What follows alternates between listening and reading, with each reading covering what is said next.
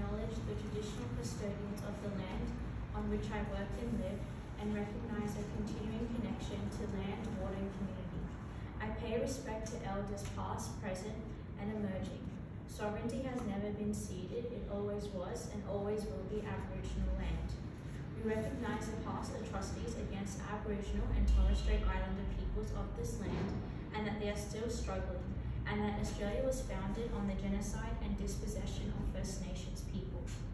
I would first like to thank the organisers of this event for allowing me to speak and share the history of the Elam Tamil people and the genocidal acts that targeted Tamils for being Tamil on the island. Before beginning the speech, I thought it would be appropriate to introduce myself and why I'm fighting for such an important cause. I am an 18-year-old Elam Tamil girl who was raised in a Tamil household and was taught the strength and resilience of our people. I was surrounded throughout my life with individuals who explained the genocide and passed on the knowledge of understanding our struggle. From learning our struggle at such a young age, this enabled me to realise the complexities that lies within Australia and the treatment the Australian government has towards our Tamil people. Whenever I had the opportunity to do public speaking, I would take it. And at the age of 12, I used my skill as an advantage to speak about human rights issues, and that mostly being about indefinitely detained refugees and the issues surrounding Tamil Elam situations.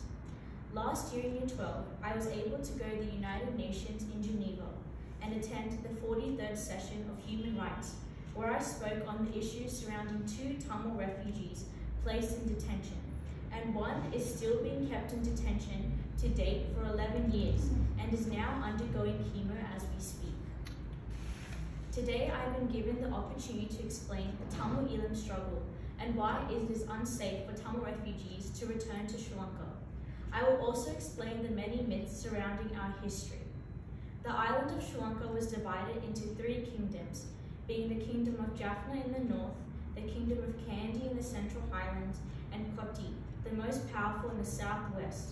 When the Portuguese and Dutch had colonized the land, both the colonizers continued to rule the 3 different kingdoms. Colonization was a major factor for the beginning of the genocide, as it created separation within the land. This was seen when the British had captured and colonized Sri Lanka in 1796, in which they united the kingdoms into a single administrative unit in 1831.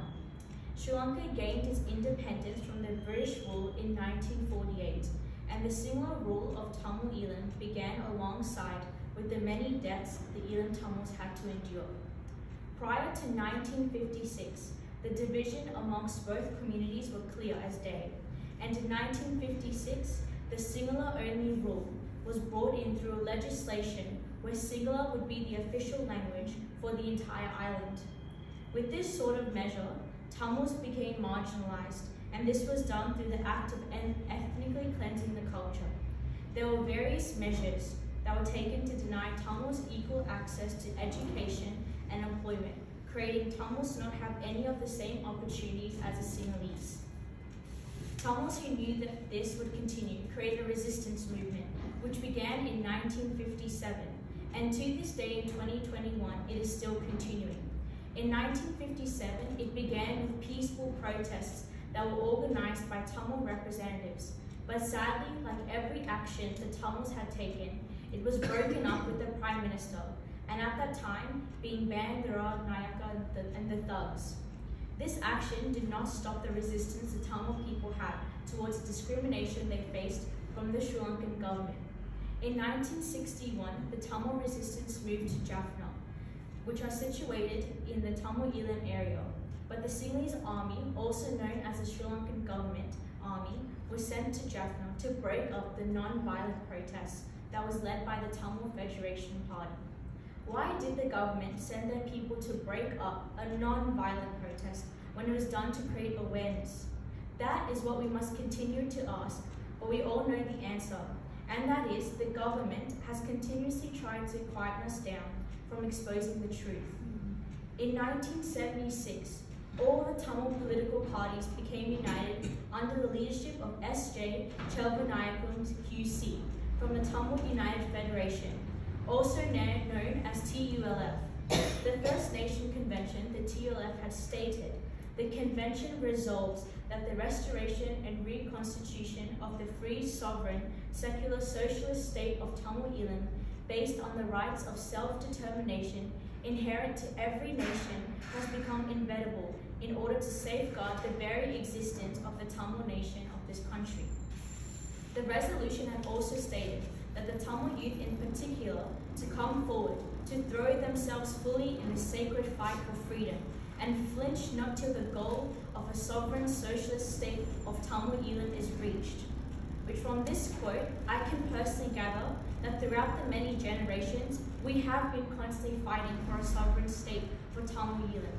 Yet our own Australian government and Sri Lankan government are choosing to ignore it. Even in 1977, the TULF went to polls with the following and won the resolution that the Tamil nation must take the decision to establish its sovereign in its homeland on the basis of its right to self-determination. The only way to announce its decision to the Sinhalese government and the world is to vote for TULF. The members of the National State Assembly of Tamil Eelam, which will draft a constitution for the state of Tamil Eelam and establish its independence of Tamil Eelam by bringing the constitution into operation, either by peaceful means or by direct action or struggle.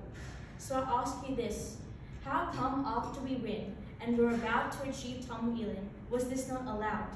And why is it that all we want is state sovereignty in our own homelands and cannot be seen by the wider community? In 1983, the war for a separate state to achieve Tamil Eelam began, as there were no other means, and this was done under the leadership of Velapillai Prabharan, who created the Liberation Tigers of Tamil Eelam, known as the LTTE. The atrocities that occurred from 1983 to 2009 have been documented, but 2009 was the peak of genocide which occurred and thousands of Tamils lost their lives. The atrocities are well documented, and the military's intentional shelling of government designated no-fire zones was primarily responsible for killing thousands of Tamil civilians and displacing them. May 18th is known to be the day we remember the civilians who were killed, and a day we will remember when the world stood by and watched my Tamil brothers and sisters beg for justice but were not answered. This year had marked 12 years when the genocide occurred. The UN found evidence suggesting that 70,000 people were killed. Hundreds of LTTE cadres, their families, and other Tamil civilians were surrendered to the Sri Lankan military to be executed. Others have been forcibly disappeared. I remember I watched the documentary No Fire Zone by Channel 4, and I remember sitting there and seeing many Tamil people kicked in the head and laughed at while the military shot them in the head. Shot them in the head, yet our own Australian government believes it is safe to send Tamil people back to this island that had raped and cut open pregnant women during the peak of the genocide. There has been an account from the Human Rights Watch that reports a woman's experiencing, stating, all the women were made to walk around the soldiers in a circle. The soldiers were laughing at us. All the women were then raped in front of everyone. My daughter and I were raped in front of her children. I was raped in front of my grandchildren. The soldiers asked a naked boy and girl who didn't know each other to hug each other at gunpoint. As they hugged due to fear, they were shot in front of our eyes. By reading that account, I hope everyone realizes how bloody and traumatic this genocide is. And it's not only those who encountered it, but also the generations that have to live with this ongoing trauma, knowing that there has been no justice served for our people. Sri Lanka had refused to accept mediated surrenders or evacuate the wounded during the end of the genocide. A leaked US embassy cable says that the ambassador spoke to Gotabaya Rajapaksa on the morning of May 17th to urge him to allow the International Committee of the Red Cross into the conflict zone to mediate a surrender. Rajapaksa simply commented, "We are beyond that now." Rajapaksa refused to accept the mediated surrender on the grounds that the fighting was all over, but said troops had been instructed to accept anyone who wished to surrender. Gotabaya Rajapaksa is an individual that was the architect of this genocide and allowed such violent acts committed against the Tamils, and sadly he is Prime Minister today. According to the International Criminal Court's definition of genocide, it means any of the following acts committed with intent to destroy, in whole or in part, a national, ethnical, racial, or religious group. As such, A, killing members of the group. B, causing serious bodily or mental harm to members of the group. C, deliberately inflicting on the group conditions of life calculated to bring about its physical destruction in whole or in part. D, imposing measures intended to prevent births within the group. E, forcibly transferring children of the group to another group. As Sri Lanka have committed genocidal acts, one is the aim of permanently eliminating Tamil culture within Sri Lanka. This was seen with the Jaffna Public Library, which was the only heritage structures which had the rare collection of 95,000 works and many hundred of rare palm leaf manuscripts, and all of this was burned to ashes by the Sri Lankan army and the Sinhalese mobs, which in my opinion is similar to the infamous Crystal Night of Germany, where the Nazis burned the Jewish books in the universities. Since 2009, several settlement programs have been initiated by the government that extends towards the northern province. In the Valmia district, 3,000 acres are being cleared for a village. A settlement is being created where approximately 2,500 ethnic Sinhala families, which is about 6,000 people from the south, were settled. Hindu temples in the village was demolished and replaced with Buddhist shrines. Years have gone by, leaving Sri Lanka to hold chauvinistic, racist and violent values against the Tamils in the northern and eastern provinces, and ultimately causing us as the international community to question where humanity lies for these innocent individuals wanting to seek freedom. Over many years, we have watched individuals wanting to seek freedom, and we have watched thousands die fighting for Tamil Eelam. And right now, we say it's time to stop and call these Sinhalese leaders out for what they have done. The Sri Lankan officials who are currently part of the government were ex-militants, which only portrays to the wider community what they have experienced of having no arbitrary power over the Tamils. Even social media platforms such as Instagram and Facebook have tried to stop the hashtag Tamil genocide, and recently have tried to stop people explaining the genocide and saying that they are putting up violent organizations, when individuals are simply stating facts of what occurred and is still occurring in Sri Lanka. The Sinhalese government have committed countless atrocities, some only being Sri Lankan troops bringing their extended family and having their homes built by the military close to agriculture fields and fishing areas. The Tamils that are living in the areas are being chased away. They are giving military training as well as being provided weapons and are called auxiliary forces. The COVID-19 situation is used as an excuse for the international community for the actions being committed by the Sri Lankan government. This ultimately has caused many to not question what has been done by the government. A Tamil youth was beaten to death by the Sri Lankan Intelligence Division 3 weeks ago in Batticaloa. The parents were informed the next morning that Vidishan, Tamil youth, had died of an illness.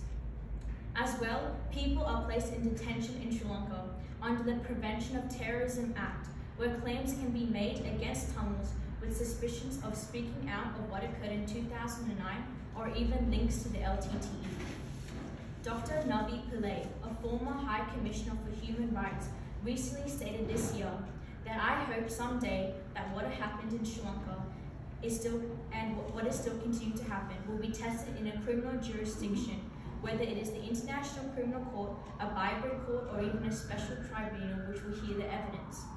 Due to the Sinhalese government causing harm and ruining the lives of Tamil people, it has resulted in Tamils fleeing by boat to countries like Australia, and in return, Australia has detained them for over 11 years. The Australian government believes in justice, but their actions supporting the Sinhalese government or providing assistance clearly shows they support the Sinhalese government who have killed, raped, and burnt Tamils. Tamil refugees are constantly being attacked, causing the community to question why is it that even in Sri Lanka they are being attacked for being Tamil, and similarly in Australia having to face discrimination for being Tamil. For instance, last week, Renuga, an Australian-born Tamil girl, had to be medically evacuated to a hospital in Perth after being denied the treatment that was expected under Australian government's care. Our own Australian government is a government that can't seem to realise what is occurring in Sri Lanka. It is a genocide, and the Tamils are still being targeted. After I spoke at the UN, My photo was shown around the hometown of the refugee that I was speaking about. And the Sri Lankan intelligence wanted to know whether anyone knows me. And recently, there has been a Sri Lankan organisation called the Spur, who has spoken negative words about the Bilawila family and that they should be deported to Sri Lanka. This is the reality of what it is like in Sri Lanka. In March this year, Australia backed a UK-led resolution at the UN Human Rights Council that expressed a deep concern at the deteriorating situation in Sri Lanka. But 1 month later, the Australian government gave Sri Lanka's police 5 aerial surveillance drones. The drones were previously owned by the Operation Sovereign Borders Joint Agency Task Force, part of Australia's military-led border security, whose responsibility was to deter and disrupt asylum seekers trying to reach Australia. These drones will be used to look over Tamil refugees fleeing the island, and the Australian government also know that this is the truth. The Australian High Commissioner to Sri Lanka, David Hawley, extended goodwill and appreciation towards the role of Sri Lankan armed forces against COVID-19 by gifting personal protection equipment to accused war criminal General Shivendra Silva. In October 2009, Brendan O'Connor, the Australian Minister for Home Affairs at the time, met with Gotabaya Rajapaksa, where he promised to provide training and logistical aid to the Sri Lankan police. The AFP opened an office in Sri Lanka later that year. The Australian government to this day believes that the genocide occurred to stop the LTTE, but we all can see that this occurred long before the LTTE existed and was based on the ethnicity of Tamils. The Australian government believes that any abuses against Tamil civilians took as part of a legitimate struggle against a terrorist organisation and are now firmly in the past. The former Prime Minister Tony Abbott stated in 2013, "Obviously, the Australian government deplores any use of torture, but we accept that sometimes in difficult circumstances, difficult things happen." Only recently, the Australian Foreign Affairs Department is being urged to retract a report in which refugee advocates say it is inaccurate and used to send Tamil refugees back to danger after a United Kingdom court questioned its methodology. The Department of Foreign Affairs and Trade 2019 Country Information Report on Sri Lanka says torture of Tamils is no longer state-sponsored and that Sri Lanka faces a low risk of torture overall. According to Refugee Advice and Caseworker Service Director Sarah Dale, states that this report is one of the most heavily relied documents used by Home Affairs and tribunals who decide whether asylum seekers should receive Australia's protection or be sent back to their home countries. A United Kingdom tribunal found last week that the basis for the report's conclusions is unclear. Australian Care for International Justice, Ruwan Arif, says the UK decision shows the DFAT report should be set aside and publicly acknowledge that it is incorrect. Tamil refugees are constantly subjected to racism, and it breaks my heart that we as a Tamil community know they have a right to stay in this country, and we know why they fled, yet our government still continues to subject them.